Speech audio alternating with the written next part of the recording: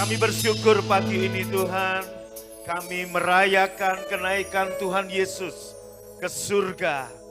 Kami tahu Yesus naik ke surga supaya Roh Kudus turun atas manusia, atas kami semua. Sehingga kami boleh menyembah Bapa dalam roh dan kebenaran. Terima kasih Bapa, sampaikan isi hatimu, sampaikan firman-Mu, kami rayakan kenaikan-Mu ke surga. Haleluya. Dan Engkau akan datang kali kedua dengan cara yang sama. Dalam nama Yesus, semua yang percaya diberkati. Sama-sama berkata, amin. Lebih mantap lagi katakan, amin. Wow. Tepuk tangan paling meriah buat Tuhan. Wow. Amin. Pagi ini saya menyapa semua jemaat yang ada di Jakarta, karena mereka juga live streaming bareng-bareng kita pagi ini. Katakan shalom untuk semua jemaat di Jakarta, shalom untuk yang di Semarang, shalom untuk yang di Palangkaraya, shalom yang di Surabaya, di Jogja, Solo, Gunung Kidul, dan kota-kota lain, shalom.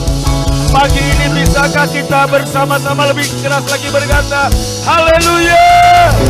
Yang di Bandung juga, shalom. Tepuk tangan paling meriah buat Tuhan.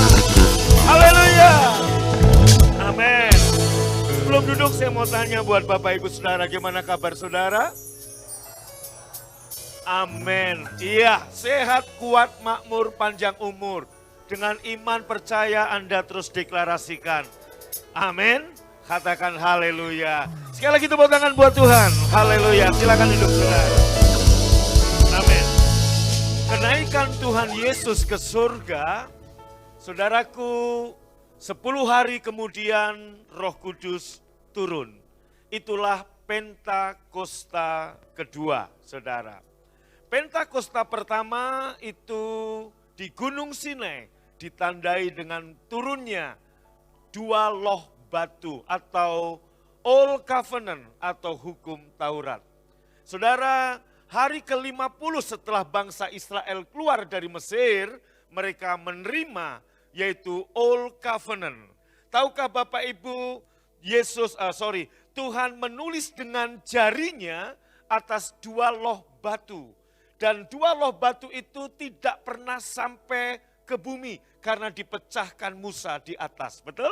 Saudara, kemudian Musa naik lagi ke Gunung Sinai dan kemudian 40 hari dia berdoa, berpuasa, saudaraku ya, dia doa puasa di sana dan kemudian apa yang terjadi? Tuhan kemudian menuntun Musa untuk menuliskan kembali, menyalin kembali, berarti 2 kali Tuhan menulis dengan jarinya di atas 2 loh batu. Tahukah Bapak Ibu hal yang sama Yesus juga lakukan pada saat orang-orang menyeret seorang perempuan yang kedapatan berzina. Yesus saudaraku menuliskan tangannya di atas tanah di halaman bait Allah. Saudara, saya berkali-kali ke Israel dan saya tahu bahwa halaman bait Allah itu bukan tanah tapi batu, saudara. Yesus pertama kali menulis, kemudian orang-orang Farisi berkata kepada Yesus, Guru, menurut hukum Taurat orang seperti ini harus dilempari dengan batu. Tapi Yesus diam saja dan kemudian akhirnya karena mereka bertanya terus, Yesus berkata demikian, boleh siapa yang tidak pernah berdosa, dia yang pertama kali melempari perempuan ini dengan batu. Maka saudaraku, batu sudah ada di tangan orang-orang Farisi ahli-ahli Taurat. Dan satu persatu mereka meletakkan saudaraku batu itu. Dan kemudian saudara, Yesus akhirnya menulis lagi kali kedua. Mereka menyingkir pulang satu persatu. Saudaraku ingat, ini gambaran bahwa Tuhan menuliskan di 2 loh batu. Yesus sendirilah yang menulis hukum itu saudaraku. Katakan amin. Bapak Ibu, Anda lihat saudara bahwa orang-orang Farisi ahli Taurat pengen sekali menghukum, pengen sekali merajam, pengen sekali batu sudah di tangan. Tapi mereka tidak bisa melakukannya karena Yesus berkata, siapa yang tidak berdosa, dia boleh melempar yang pertama.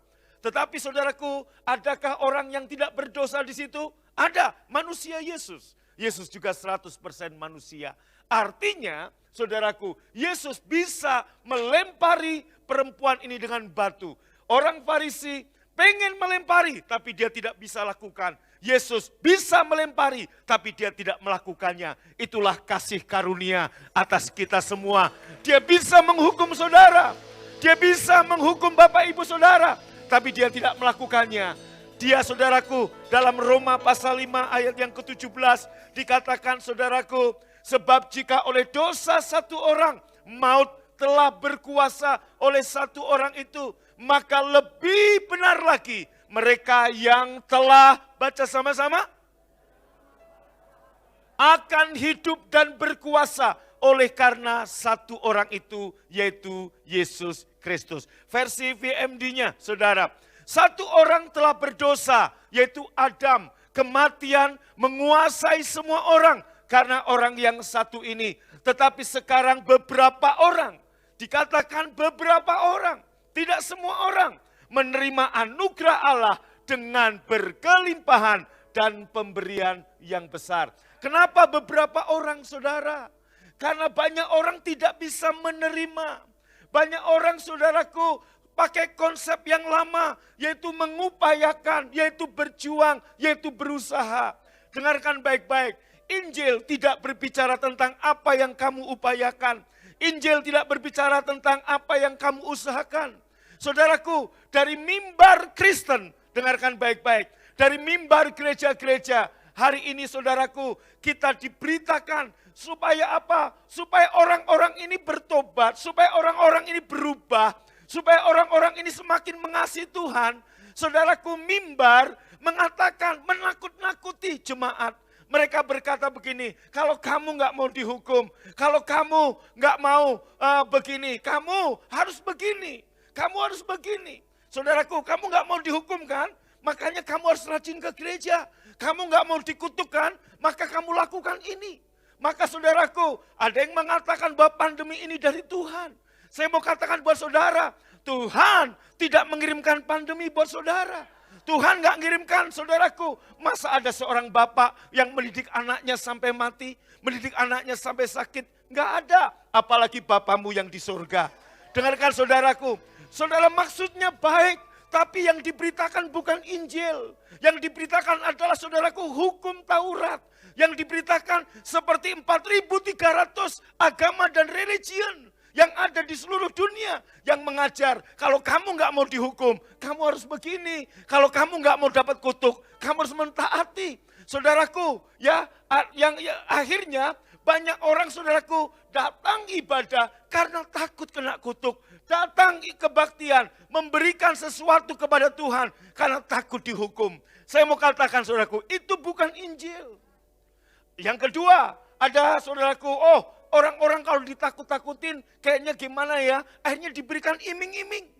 Yaitu apa, saudaraku? Diiming-imingi. Kamu mau diberkati? Kamu mau hidup sukses? Kamu mau hidup makmur? Kamu harus lakukan A, kamu harus lakukan B, kamu harus memberikan perpuluhan, kamu harus bawa persembahan sulung, dan sebagainya. Kamu harus melayani Tuhan. Supaya apa? Tujuannya iming-iming. Saudaraku, akhirnya saya mau katakan dua-dua ini juga bukan Injil. Sebab Injil, saudaraku, tidak pernah menakut-nakuti saudara. Injil juga tidak pernah menghukum saudara. Injil juga enggak ngiming-ngimingin saudara. Saudara, inilah hukum Taurat.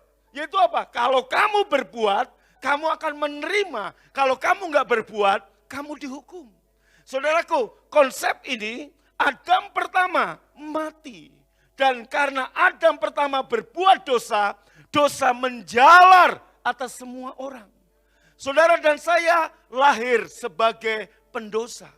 Anda lahir, Anda diperanakkan pun, Anda sudah menjadi manusia berdosa karena dosa Adam. Mungkin Anda berkata, Tuhan gak adil, Adam yang berbuat dosa, kenapa gue jadi juga berdosa? Sebenarnya konsep yang sama ini berlaku di seluruh dunia. Seperti kemarin minggu saya katakan, saudaraku, ya, satu tim sepak bola Indonesia, 11 orang mewakili bangsa Indonesia bermain di SEA Games. Dan kemudian waktu dia dapat medali emas, dia final, dia menang. Kita semua orang Indonesia bangga, kita berkata Indonesia. Padahal kita main juga enggak, kenal pemainnya juga enggak. Kenapa? Karena 11 pemain yang mewakili kita. Sebaliknya, waktu 11 pemain ini kalah, saudaraku, Anda dan saya juga ikut sedih. Kita enggak bangga dengan kekalahan itu. Sama, lewat satu Adam pertama. Adam yang pertama berbuat dosa. Kematian menguasai semua orang. Kematian menjalar, maka hidup manusia ke semua dalam kehidupan, kesehatannya, kehidupannya, masa depannya, tanpa disadari maut menjalar atas semua orang. Tetapi saudaraku, konsep yang sepertinya enggak baik ini dipakai Tuhan menjadi berita baik. Lewat Adam yang kedua, pengorbanannya di kayu salib. Dia mati buat kita. Maka saudaraku ingat, dia yang berkorban, kita dibenarkan. Tepuk tangan paling meriah buat Tuhan. Amin. Nah, pagi ini di hari raya perayaan kenaikan Tuhan Yesus, mari saudaraku kita kembali kepada Injil yang Tuhan mau. Yesus naik ke surga dan dia 10 hari kemudian Roh Kudus turun. Yesus berkata, damai sejahtera-Ku kuberikan kepadamu. Yang diberikan Tuhan kepada kita bukan damai sejahtera setengah-setengah, tapi damai sejahteranya sendiri. Maka ayat tadi berkata, saudaraku, Paulus berkata begini ya, orang-orang yang menerima kelimpahan ini akan berkuasa, akan hidup dan berkuasa. Perhatikan, Paulus bukan sekedar menulis. Kita sudah mendengar bagaimana Paulus diombang-ambingkan oleh badai selama 14 hari. 3 hari dia nggak pernah lihat bulan, bintang, matahari. Kemudian 14 hari diombang-ambingkan di lautan lepas, saudaraku. Yang lain ketakutan. Paulus tetap tenang. Kenapa? Dia hidup dan berkuasa. Kemudian saudaraku, kapal Paulus landing di satu pulau atau terkaram lebih tepatnya. Di satu pulau. Apa yang terjadi? Ular beludak, saudaraku, menggigit Paulus. Ular beludak sekali gigit biasanya 99,9% segera mati kalau nggak tertolong, saudaraku. Nggak perlu nunggu waktu berjam-jam, nggak lama mati. Maka orang-orang menunggu apa yang terjadi dengan Paulus. Ternyata Paulus nggak mati. Maka benar firman Tuhan berkata, oleh karena pengorbanan Yesus, engkau, kata kuncinya cuma satu, menerima, bukan mengupayakan. Engkau yang menerima akan hidup dan berkuasa atas badai, atas kematian, atas roh maut. Katakan haleluya. Amin. Saudaraku, Anda boleh lihat data penderita COVID. Lebih banyak yang sembuh atau yang meninggal? Yang sembuh. Sementara yang digigit ular beludak, datanya 99% mati. Tetapi Paulus kenapa? Sakit pun dia tidak. Padahal digigit. Ini berbicara firman Tuhan ya dan amin. Waktu engkau menerima, maka saya katakan buat saudara, hidupmu akan hidup dan kamu akan berkuasa. Katakan haleluya. Kurang mantap katakan haleluya. Nah, baik, kita lihat saudaraku dalam Yohanes 1 ayat yang ke-17. Yohanes yang pertama ayat yang ke-17. Kita baca sama-sama 2, 2, 3.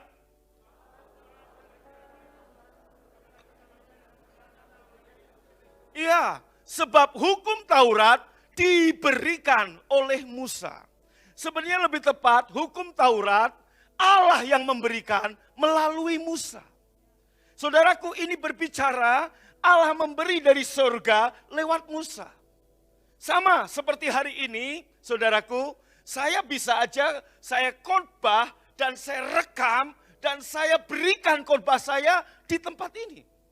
Tetapi firman Tuhan berkata, kasih karunia dan kebenaran langsung datang oleh Yesus Kristus.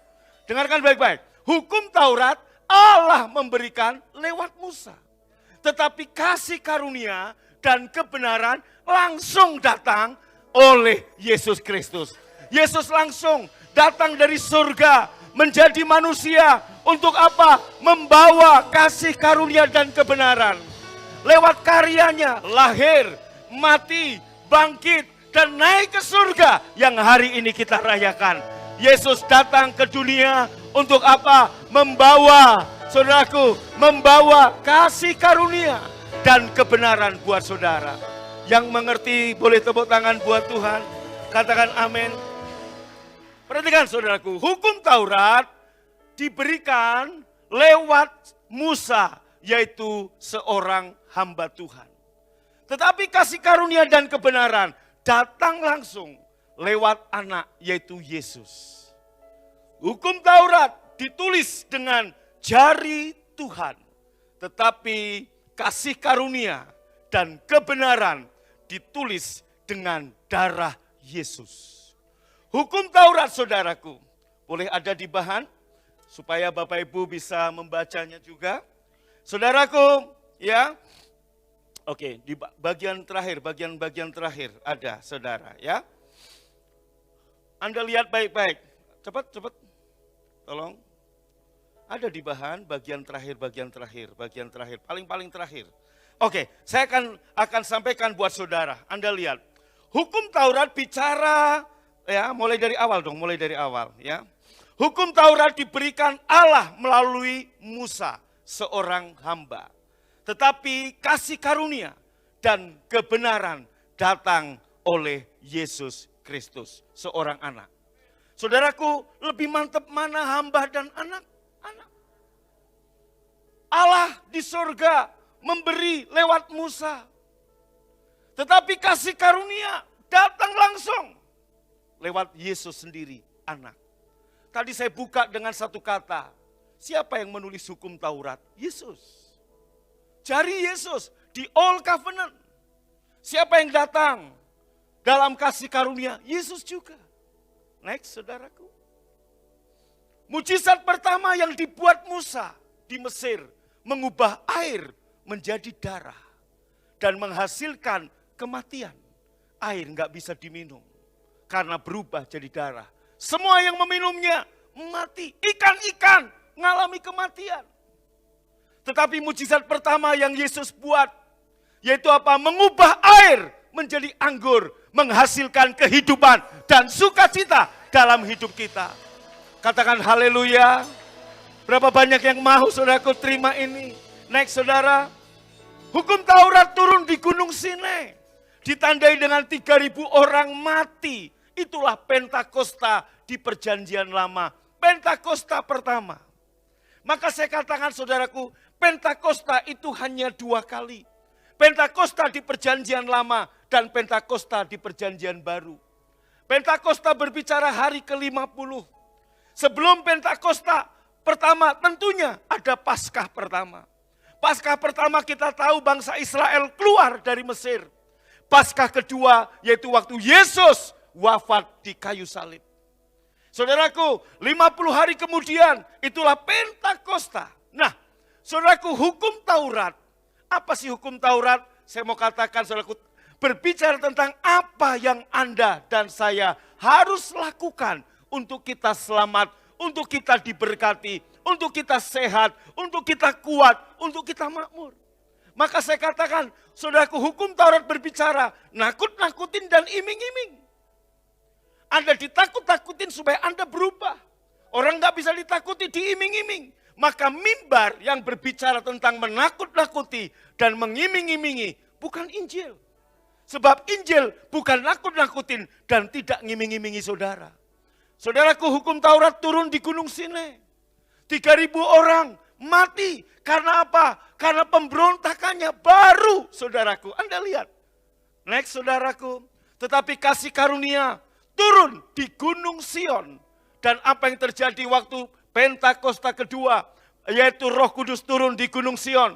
3.000 orang dari berbagai bangsa yang saat itu kumpul di Yerusalem menerima Yesus dan mereka mengalami kehidupan yang baru.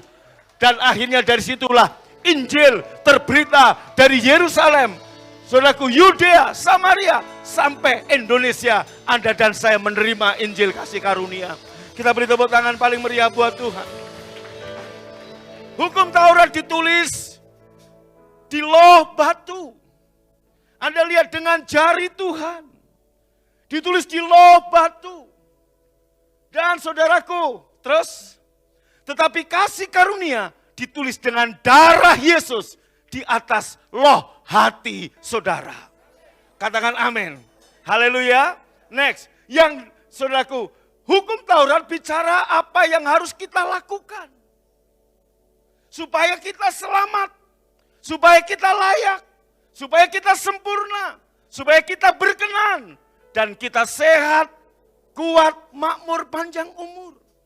Jadi berbicara tentang apa yang harus Anda upayakan. Kalau kamu mau diberkati, kamu harus begini. Bisa enggak? Bisa. Saudaraku, bisa enggak orang selamat? Bisa. Kalau sepenuhnya melakukan. Tetapi saudaraku, berita buruknya, enggak ada satupun yang bisa melakukan. Musa yang menuliskan hukum Taurat itu, saudaraku, itu aja enggak bisa melakukan. Apalagi saudara dan saya. Maka saudaraku, kebenarannya adalah kalau Anda bisa melakukan, Anda diberkati, Anda mendapat pahala. Tapi kalau Anda nggak bisa melakukan, Anda dihukum. Halo, mau dihukum? Mau diberkati?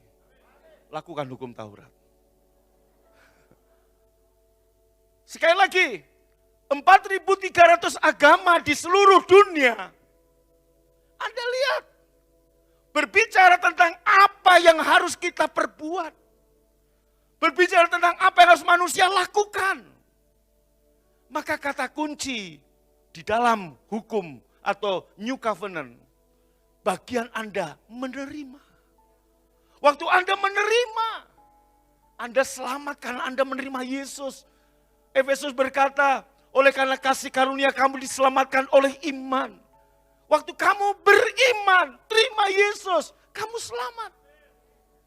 Manusia berkata, kok semudah itu?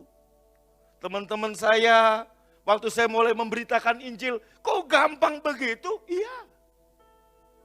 Kan kita mesti A, B, C, D, E. No. Sebab Yesus datang bukan untuk bikin agama. Yesus datang untuk menyelamatkan. Yesus datang untuk memberi hidup kekal. Bagi siapa yang menerima. Amin. Pagi ini kita semua menerima Yesus sebagai Tuhan. Waktu Anda menerima Yesus, Anda selamat. Demikian juga kasih karunia yang lebih kecil dari keselamatan. Yaitu kesehatan, yaitu kemakmuran, yaitu mujizat, yaitu kesembuhan. Cuma satu kata, Anda menerima. Maka Anda lihat apakah Paulus saudaraku mengupayakan waktu dia digigit ular? Tidak. Dia hanya menerima, dia percaya. Orang yang menerima kelimpahan kasih karunia akan hidup dan berkuasa. Next saudara. Kasih karunia bicara tentang apa yang Yesus sudah lakukan untuk kita. Supaya kita selamat, supaya kita layak, supaya kita sempurna, dikenan. Kita sehat, kita kuat, kita makmur, kita panjang umur. Yesus, saudaraku perhatikan saya. Umurnya pendek supaya Anda panjang umur. Anda tahu dalam 1 Korintus 11 tentang perjamuan kudus. Maka banyak di antara kamu karena enggak ngakui tubuh dan darah Tuhan yang sakit dan tidak sedikit yang meninggal. Kata tidak sedikit yang meninggal bahasa aslinya. Banyak yang mati muda karena enggak mengakui tubuh dan darah Tuhan. Maka Anda yang mengakui tubuh dan darah Tuhan, tuntunan Tuhan buat kita adalah perjamuan Tuhan. Anda yang mengakui, maka banyak diri kamu yang sehat, yang kuat, yang panjang umurnya.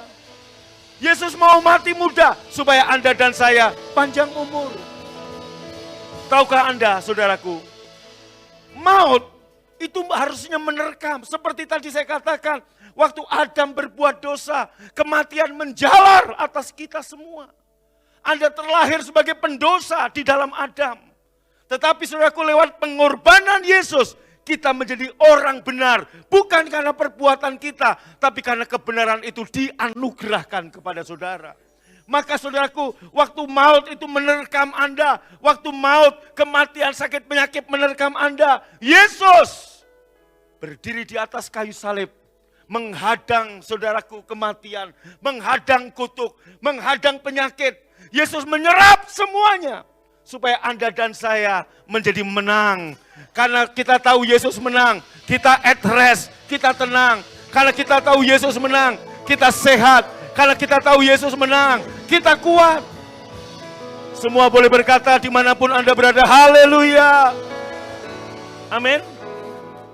Nah, kasih karunia bicara apa yang Yesus sudah lakukan. Maka Bapak Ibu, mimbar mestinya berbicara tentang apa yang sudah Yesus lakukan buat kamu. Apa yang sudah Yesus perbuat bagi kamu. Saudaraku, banyak orang berkata, Pak, kalau orang gak ditakut-takuti dengan hukum, nanti liar. Saya mau kasih tahu, nanti dia akan gak bermoral. Saya mau beritahu saudaraku, hukum Taurat ada 400 tahun setelah Abraham mati, saudara. Abraham gak mengenal hukum Taurat, tapi Abraham takut akan Tuhan. Abraham gak kenal hukum Taurat, tapi Abraham diangkat Tuhan sebagai sahabat Allah. Abraham, saudaraku, dekat dengan Tuhan. Betul? Bapak Ibu, justru nanti ayatnya ada. Anda sekarang tidak lagi di bawah hukum Taurat, tapi di bawah kasih karunia. Maka saudaraku, judul khotbah saya hari ini, under law or under grace. Anda mau di bawah hukum atau di bawah kasih karunia? Kembali ke tadi saudaraku. Hukum Taurat, kasih karunia berbicara tentang apa yang sudah Yesus lakukan. Maka khotbah-khotbah saya berbicara tentang apa yang sudah Yesus perbuat buat Anda dan saya.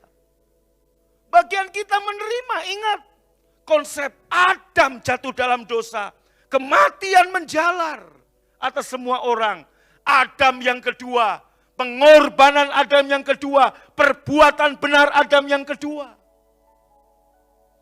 Anda tahu saudaraku, dosa itu memisahkan manusia dengan Tuhan. Maka saudaraku, waktu seharusnya maut menerkam Anda, Yesus berdiri. Dia membiarkan tubuhnya diterkam kutuk, diterkam penyakit, diterkam kematian.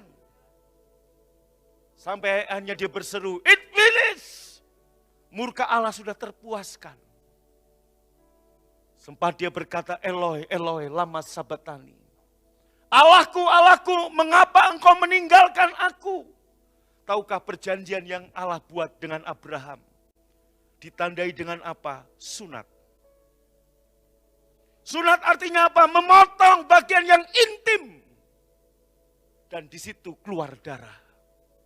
Tahukah Anda, saudaraku, sunat ini bayang-bayang dari apa yang Yesus perbuat. Keintiman Yesus terpotong karena dosa Anda dan saya dan darah tercurah. Maka dia berkata, Eloi, Eloi, lama sabatani. Mengapa engkau meninggalkan aku? Keintiman anak dengan Bapa terpotong, tersunat. Dan darah tercurah. Saudaraku, kasih karunia bicara apa yang Yesus sudah lakukan buat saya, buat saudara, supaya saudara selamat. Jadi saya enggak ngiming-ngimingi Anda. Kalau kamu mau diberkati, kamu harus begini, kamu mau selamat. No, Yesus sudah lakukan bagimu. Bagianmu hanya menerima Dia.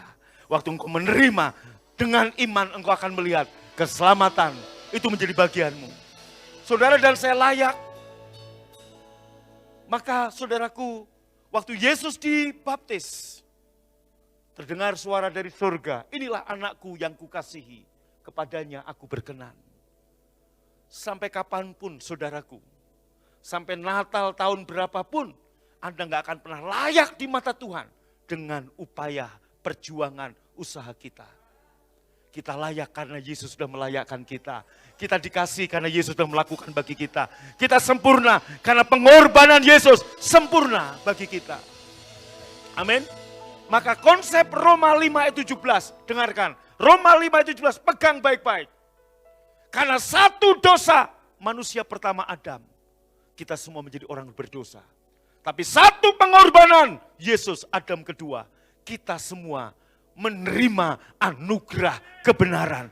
Kebenaran bukan perjuangan, tapi anugerah yang diberikan oleh Tuhan kepada saudara. Yang setuju tepuk tangan paling meriah, katakan amin. Haleluya. Kembali ke tadi, jadi saudaraku, dalam Old Covenant atau hukum Taurat, Tuhan menuntut kebenaran dari perbuatan saudara. Tuhan menuntut kebenaran dari perbuatan saudara. Maka saudaraku, bangsa Israel dengan gagah. Waktu Tuhan berkata, ini loh hukumku kalau kamu melakukan dengan setia. Maka aku akan memberkati engkau di sini, engkau di sini. Betul.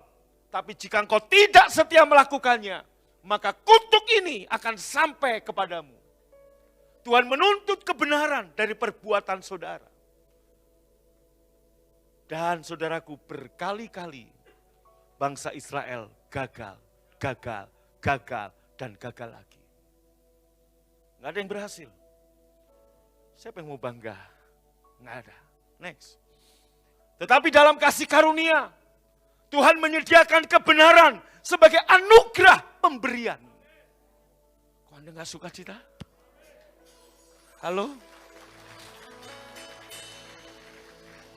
Saya mau tanya, Anda mau pilih mana? Under law, under grace? Halo?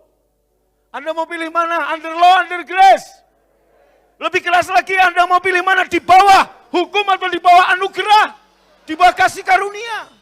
Ingat, di dalam hukum Taurat, Old Covenant, Tuhan menuntut kebenaran dari perbuatanmu.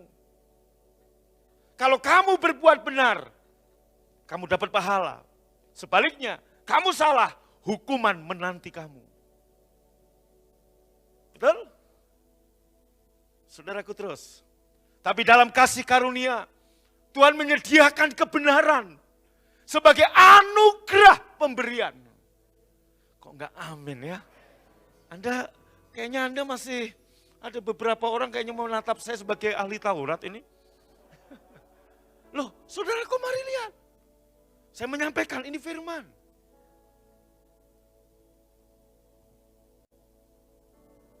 Terus saudara. Hukum Taurat, Tuhan berkata, akan menuntut Anda, menuntut dosamu, sampai keturunan ketiga dan keempat. Betul apa betul? Anda akan dituntut balas. Aku akan menuntut dosa-dosamu sampai keturunan ketiga dan keturunan keempat. Wow. Next. Tapi dalam kasih karunia, Ibrani berkata, Tuhan sudah mengampunimu dan melupakan dosa-dosamu. Aku tidak mengingat-ingat lagi dosamu. Bolehkah kita bertepuk tangan buat kasih karunia Tuhan yang luar biasa? Haleluya, sukacita. Wow, kalau Anda mengerti kebenaran ini, Anda paham, Anda menerima, you damai. Seperti Paulus hidup dan berkuasa di tengah badai. Ingat saudaraku, damai sejahtera bukan karena keadaan. Damai sejahtera karena kita punya Yesus. Damai sejahtera bukan karena nggak ada badai. Damai sejahtera justru saudaraku akan kelihatan di atas badai. Amin. Terus saudaraku. Sebab kamu tidak akan dikuasai lagi oleh dosa. Karena kamu tidak berada di bawah hukum Taurat. Tetapi di bawah kasih karunia. Kamu enggak lagi dikuasai dosa. Tapi karena kamu tidak berada di bawah hukum Taurat. Tetapi under grace. Bahasa Inggrisnya kita lihat saudaraku. Ya, ini dia. Anda under grace. Ya, mana bahasa Inggrisnya ada? Enggak ada? Oke, terus saudaraku, terus. Dosa di situ bicara kata benda. Berarti saudaraku setan, penyakit, kemiskinan, dosa tidak menguasaimu lagi. Setiap orang yang under grace, di bawah kasih karunia, tidak akan dikuasai oleh dosa lagi. Haleluya. Enggak ada dosa lagi yang bisa menguasaimu. Enggak ada lagi penyakit, kemiskinan enggak menguasai kamu lagi. Asal kamu tahu siapa kamu. Kamu tahu kamu sekarang ada di mana. Orang yang di bawah hukum Taurat masih dikuasai dosa. Tapi orang di dalam kasih karunia, maka saudaraku under hipo, ya, atas hiper. Saudaraku hipokaris. Maksudnya apa? Saudaraku kita ada di under grace. di bawahnya. Saudaraku, maka dengar, karena Anda di bawah kasih karunia, mana ada dosa yang bisa menguasai kita. Mana ada kemiskinan bisa menguasai kita. Sebab di atas kita adalah anugerah kasih karunia yang Tuhan beri buat saudara. Katakan amin. Maka Anda lihat saudaraku, Paulus begitu luar biasa dengan berani, dengan percaya diri. Dia berkata, saudaraku, yaitu apa? Oleh karena Adam yang kedua, mereka yang menerima kasih karunia yang berlimpah-limpah dan anugerah kebenaran akan hidup dan berkuasa. Nggak usah dibuka ayatnya, sudah dari tadi. Akan hidup dan berkuasa. Anda bukan hanya hidup. Rumah tanggamu, pekerjaan bukan hanya hidup. Tapi engkau menjadi raja-raja yang berkuasa di muka bumi. Setan, dosa, penyakit, kemiskinan, kutuk tidak lagi menguasai Anda. Maka dari awal-awal saya bertobat, saya sudah berkata, saya lahir sebagai orang miskin, tapi begitu saya mengenal Yesus, saya selalu deklarasikan, kemiskinan tidak tahu lagi di mana saya tinggal. Anda bisa deklarasikan, sakit penyakit tidak tahu lagi di mana Anda tinggal. COVID-19 tidak tahu di mana Anda tinggal. Penyakit apapun, kutuk tidak tahu di mana engkau tinggal. Sebab hidupmu tersembunyi di dalam Yesus. Tepuk tangan buat Tuhan, wow. Haleluya. Masih ada deh, sebentar. Kayaknya masih ada tulisan saya yang belum dibuka.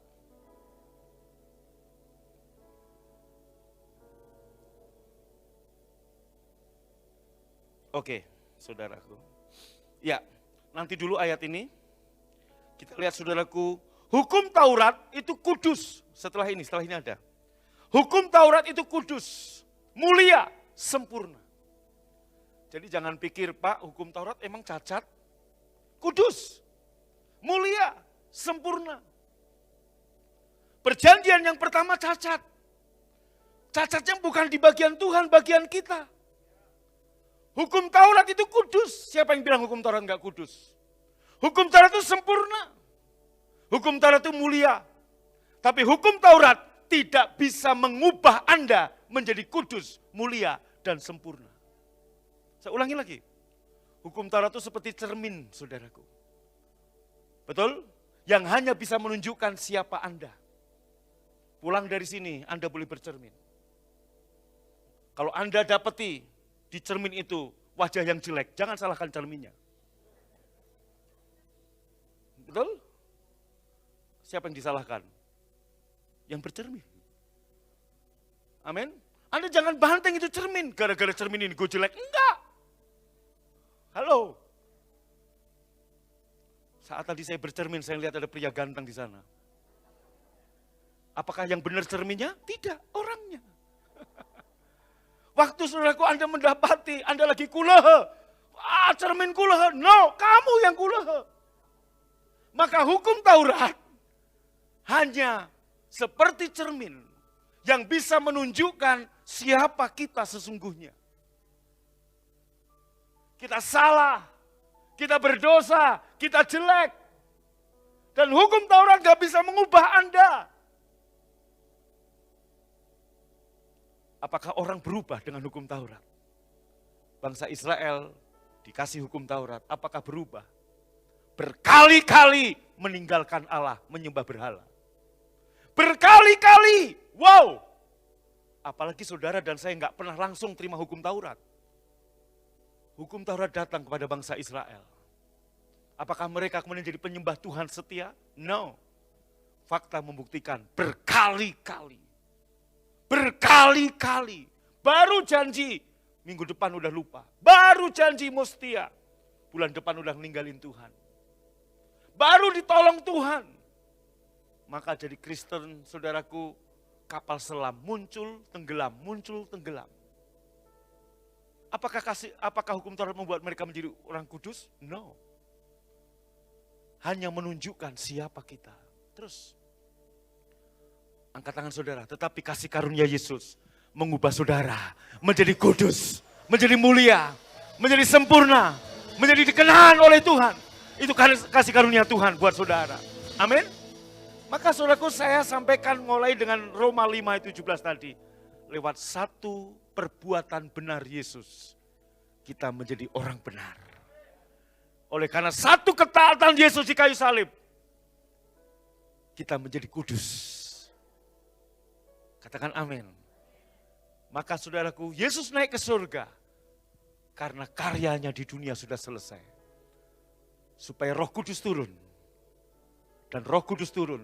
Karena kalau Yesus nggak naik ke surga, saudaraku, dia masih terikat dalam bentuk fisik manusia.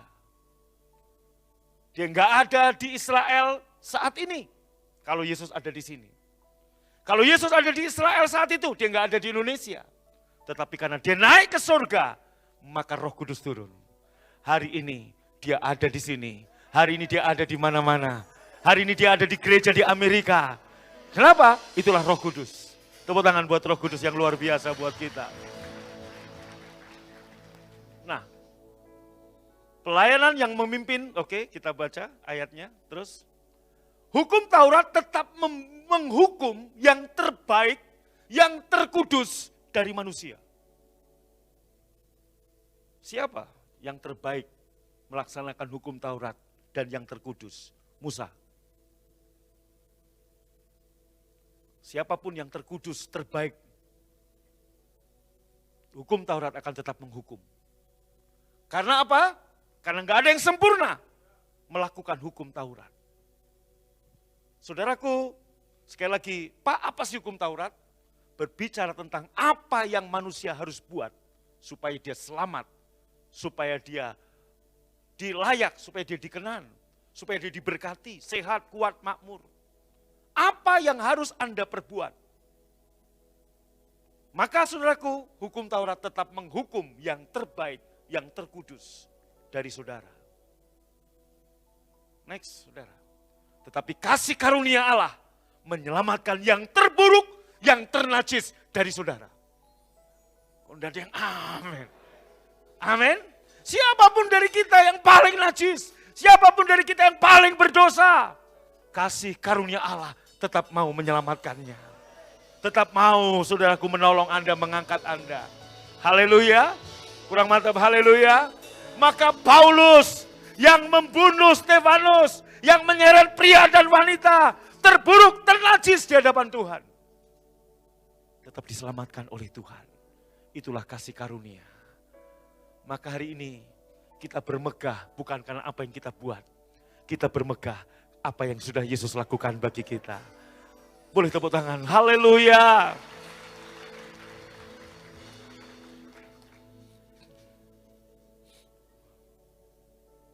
Mana bahannya terus?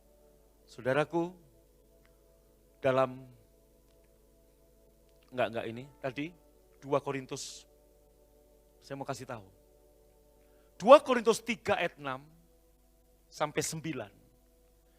Ialah membuat kami juga sanggup menjadi pelayan-pelayan dari suatu perjanjian baru.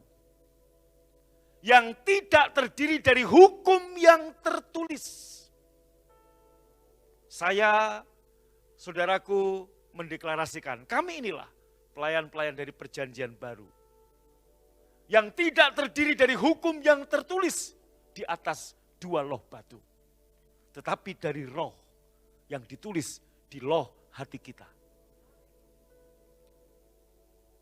Sebab hukum yang tertulis 2 loh batu tadi, baca sama-sama. Kurang keras. Tetapi roh menghidupkan. Waktu hukum tertulis itu turun di Gunung Sinai, 3.000 orang mati. Tapi waktu roh itu turun di Gunung Sion, 3.000 orang hidup. Anda dan saya sekarang harus pindah, jangan lagi di Gunung Sinai, tapi di Gunung Sion. Maka cukup sekali saya naik Gunung Sinai. Enggak mau lagi saya, saudaraku.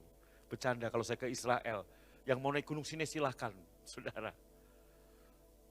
Tapi di Gunung Sion, roh itu datang. Next, ayat 7. Pelayanan yang memimpin kepada kematian. Perhatikan baik-baik. Pelayanan yang memimpin kepada kematian. Baca sama-sama. Terukir dalam huruf pada loh batu. Paham maksudnya? Beberapa orang sudah paham, beberapa orang belum. Pelayanan yang memimpin kepada kematian. Terukir dengan huruf pada loh batu. Tahu maksudnya? Halo? Ini hukum Taurat. Memimpin kepada kematian. Jadi kalau saya berkhotbah memberikan Anda iming-iming ataupun ancaman, nakut-nakutin, itu sebenarnya memimpin kepada kematian. Itu bukan bicara Injil. Itu bukan bicara mencintai Tuhan, tapi sedang memanfaatkan Tuhan. Namun demikian, kemuliaan Allah menyertainya waktu itu diberikan. Ada kemuliaan Allah, betul. Betul, waktu hukum Taurat datang, ada kemuliaan Tuhan. Walaupun itu memimpin kepada kematian. Next, saudara. Oke, saya nggak usah baca. Sekarang ayat 8. Betapa lebih besarnya lagi kemuliaan yang menyertai pelayanan roh. Saudaraku, Anda dan saya, under law, under grace. Pelayanan yang memimpin kepada kematian aja ada kemuliaan, apalagi Anda pelayanan yang dipimpin kepada kehidupan. Kemuliaannya lebih besar lagi, saudara. Kurang keras tepuk tangannya, wow, haleluya. Sebab jika pelayanan yang memimpin kepada penghukuman itu mulia, betapa lebih mulianya lagi pelayanan yang memimpin kepada pembenaran. Anda tahu iblis datang untuk apa? Mencuri, membunuh, membinasakan. Sebelum Anda dicuri, dibunuh, dibinasakan, Anda didakwa. Dan tahukah Anda senjata iblis untuk mendakwa Anda apa? Hukum Taurat. Senjata iblis untuk mendakwa saudara, peraturan-peraturan. Waktu engkau nggak bisa lakukan A, lakukan B. Nah, kamu salah. Kamu berdosa. Kamu begini. Kalaupun kamu bisa melakukannya, iblis terus akan berkata, belum cukup apa yang kamu lakukan. Halo. Saudara, next ayat lain. TSI-nya. Karena dialah yang memampukan kami sebagai hamba untuk menyampaikan berita tentang sebuah perjanjian yang baru dengannya. Hari ini, dia yang memampukan saya untuk menyampaikan kepada saudara tentang perjanjian yang baru. New Covenant. Dan perjanjian yang baru bukan dimulai dari Injil Matius, tapi dimulai dari kematian Yesus. Tapi kalau kitab perjanjian baru, betul dari Matius. Tapi New Covenant dimulai dari Yesus wafat. Dialah yang memampukan saya sebagai hamba untuk menyampaikan berita tentang sebuah perjanjian yang baru yang tidak didasarkan pada peraturan dan hukum yang tertulis. Bapak Ibu yang dikasih Tuhan, seperti khotbah saya beberapa minggu lalu. Tiang awan, tiang api terus bergerak. Kita enggak boleh diam saat tiang awan bergerak.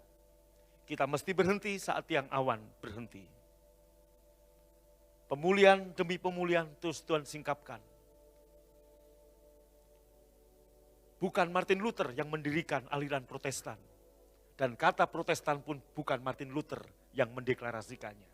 Tapi gereja masa itu sebagai bentuk penghinaan kepada Martin Luther dan teman-teman yang memprotes aturan-aturan gereja waktu itu. Demikian juga saudaraku. Firman Tuhan berkata, Dia yang memampukan kami sebagai hamba untuk menyampaikan berita tentang sebuah perjanjian yang baru. Masalahnya dari kita Masalahnya gereja hari ini mencampur perjanjian yang baru dan perjanjian yang lama. Kantong anggur yang baru harus diberikan anggur yang baru. Sebab kalau kantongnya baru, anggurnya lama atau campur, akan membuat kantong itu robek dan rugilah. Yesus berkata, anggur yang baru harus ditaruh di kantong yang baru. Anggur yang baru bicara perjanjian yang baru.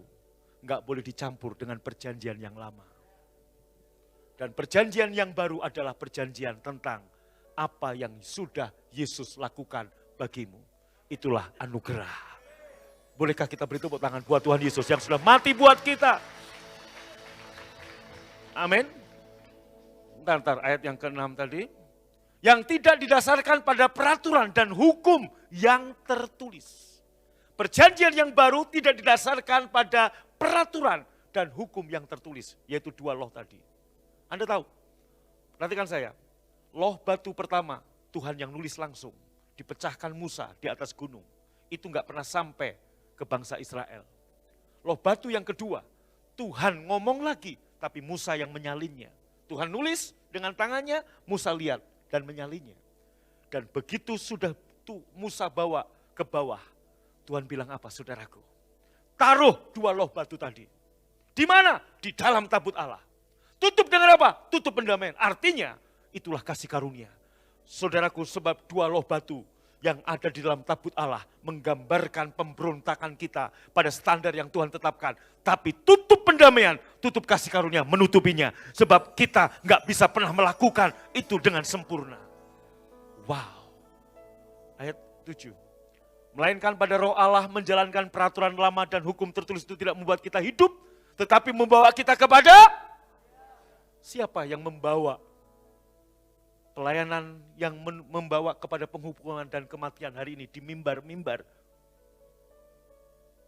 Saudaraku, siapa yang membawa? Pelayanan yang membawa, memimpin orang kepada penghukuman, kepada kematian. Halo? Maka saya katakan, Anda harus berpindah dari Gunung Sinai ke Gunung Sion. Kok nggak ada yang amin? Halo, semua yang mendengar di luar live streaming, saudaraku dengar, mimbar hari ini. Ada mimbar yang menakut-nakuti, ada yang mimbar yang mengiming-imingi. Yesus nggak bicara menakut-nakuti Anda dan ngiming-imingi Anda. Tahukah Anda? Waktu Petrus cari ikan sepanjang malam enggak dapat, Yesus datang dan pinjam perahunya untuk khotbah. Setelah itu Yesus bilang pada Petrus, tebarkan jalamu. Petrus ngomong apa? Petrus bilang gini dalam Lukas pasal 5. Guru, telah sepanjang malam aku mencari ikan dan enggak dapat apa-apa. Tapi karena engkau menyuruhnya, aku akan lakukan. Simon melakukannya dan jala itu penuh dengan ikan dan koyak. Bukan hampir koyak, koyak. Di situ dia baru sadar siapa yang datang kepada dia. Bukan rabi biasa, bukan guru besar biasa, itu Tuhan. Petrus tersungkur dan berkata, Tuhan pergilah daripadaku sebab aku orang berdosa. Pertanyaannya, mana yang duluan datang kepada Tuhan? Kepada Petrus, pertobatan atau kasih karunia? Kebaikan Tuhan, kebaikan Tuhan. Kebaikan Tuhan lebih dulu datang. Petrus mengalami kelimpahan. Baru di situ dia sadar akan dosa. Saudaraku, orang yang sadar akan kasih karunia, dia akan menyadari kita butuh Yesus dan akan meninggalkan dosa. Dosa bukan lagi habitat kita. Orang-orang yang dipenuhi dengan kasih karunia. Dosa bukan lagi habitat kita. Masihkah mungkin orang yang penuh dengan kasih karunia jatuh dalam dosa? Masih. Tapi dosa bukan habitatmu. Dan ada satu keinginan yang kuat untuk kita meninggalkan dosa. Kasih karunia justru memampukan kita. Kasih karunia justru membuat kita punya power untuk menang dari dosa. Kasih karunia kita punya kuasa untuk menang dari kematian, dari dosa. Tepuk tangan paling meriah bagi Tuhan, katakan amin. Ayat berikutnya saudara. Memang perjanjian yang lama diukir pada batu dan disertai dengan kemuliaan Allah. Tetapi biarpun begitu, perjanjian tersebut membawa kita kepada next saudara. Pada waktu perjanjian itu diberikan, sinar kemuliaan terpancar, bla bla bla bla. Tapi sinar kemuliaan itu hanya sementara saja. Next. Jadi kalau perjanjian yang lama disertai dengan kemuliaan, tentu lebih mulia lagi kemuliaan perjanjian yang baru, yang berasal dari Roh Allah. Terus 9. Maksud saya adalah, kalau perjanjian yang lama yang membawa hukuman kepada kita mempunyai kemuliaan, tentu lebih mulia lagi kemuliaan dari perjanjian yang baru yang membuat kita, baca sama-sama. Perjanjian yang lama menuntun Anda kepada penghukuman dan kematian. Perjanjian yang baru menuntun Anda menjadi orang benar, dibenarkan dan hidup diselamatkan. Anda ada di perjanjian yang mana? Lama atau baru? Under law, under grace. Ini dia. Amin, saudaraku. Pertanyaannya seperti yang saya katakan. Sebelum kamu dicuri oleh iblis, sebelum kamu dibunuh oleh iblis, kamu didakwa. Maka perjanjian yang lama menuntun Anda kepada kematian. Khotbah yang menakut-nakuti dan mengiming-iming itu bukan Injil. Itu Old Covenant. Dan siapa yang membawa itu ke mimbar hari ini? Anda boleh jawab sendiri. Maka saudaraku, saya berani khotbah begini. Dia yang memampukan saya menyampaikan ini. Kenapa? Kita udah terlalu lama. Ingat siapa yang membuat Martin Luther berani menentang dalil-dalil pengertian konsep-konsep prinsip yang salah di gereja saat itu? Roh Kudus. Martin Luther enggak berkata aku mendirikan Protestan, tapi dia memprotes sebab keselamatan dijual belikan. Bahkan kamu bisa menyelamatkan nenekmu yang sudah meninggal asal kamu nyumbang sesuatu. Gereja saat itu menjadi kaya secara finansial. Bisa membangun Basilika Petrus yang megah dengan uang yang sangat banyak. Karena mengumpulkan dana dari seperti itu. Martin Luther berdiri dan mengatakan hal yang sama seperti hari ini. Saya berkata pada saudara, perjanjian yang lama membimbing orang kepada penghukuman. Perjanjian yang lama membimbing orang kepada kematian. Hanya perjanjian baru yang memimpin kita kepada pembenaran Allah dan hidup diselamatkan oleh Tuhan.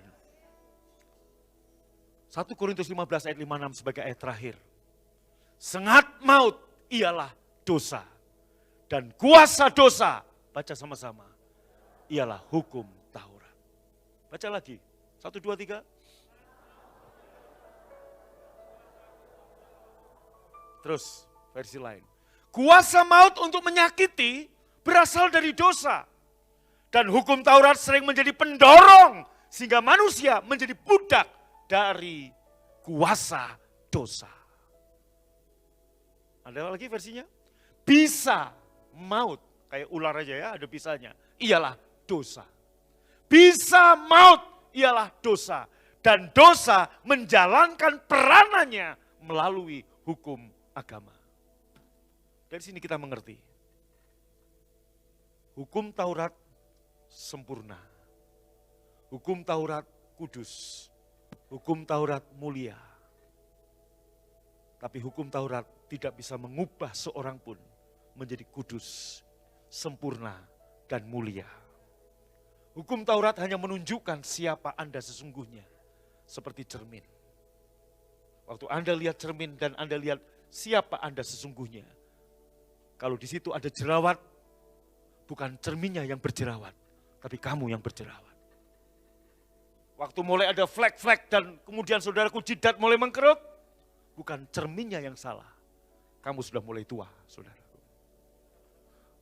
Haleluya. Jangan marah dan pecahkan dan banting cermin.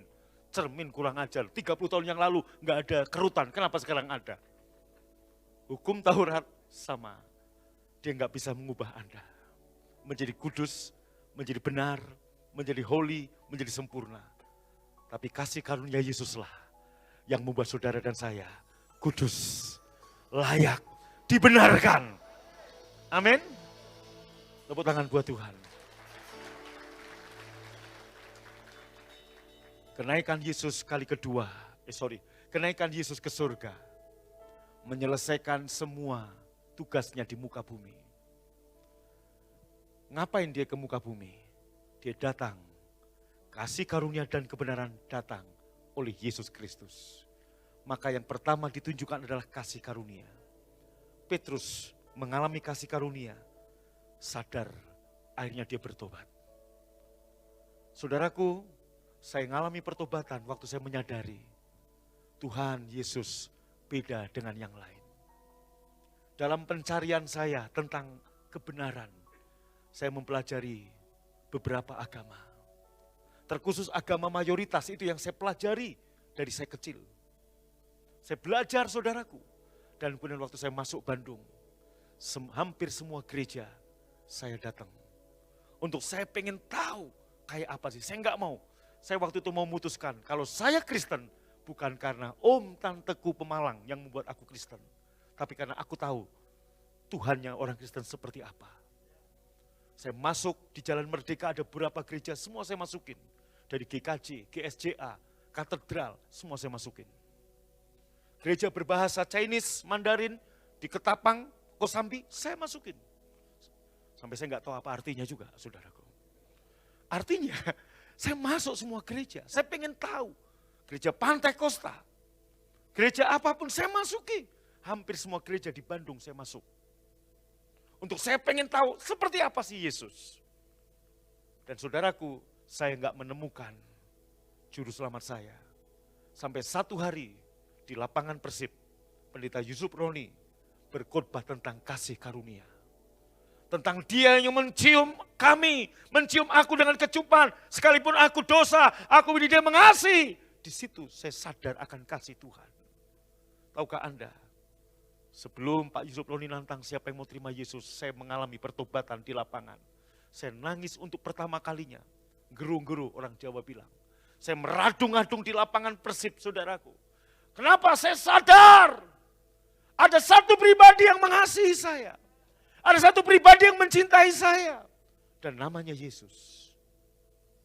Anda tahu, saya berkali-kali pendeta khotbah untuk saya ninggalkan rokok, untuk saya ninggalkan judi. Saya enggak pernah bisa lepas. Tapi waktu saya sadar tentang kasih Tuhan yang luar biasa, besok harinya dengan sendirinya, saudaraku, saya mulai benci rokok. Saya punya tabungan rokok, saya mau buang, saudaraku. Bentul biru, waktu saya mau buang sayang, saya jual dulu, saudaraku. Namanya maklum anak kos. Tapi Anda tahu, begitu saya sadar akan kasih Tuhan, dosa enggak lagi berkuasa atas saya. Amin. Keterikatan akan rokok enggak lagi berkuasa atas saya. Keterikatan akan kebiasaan buruk onani enggak lagi berkuasa atas saya.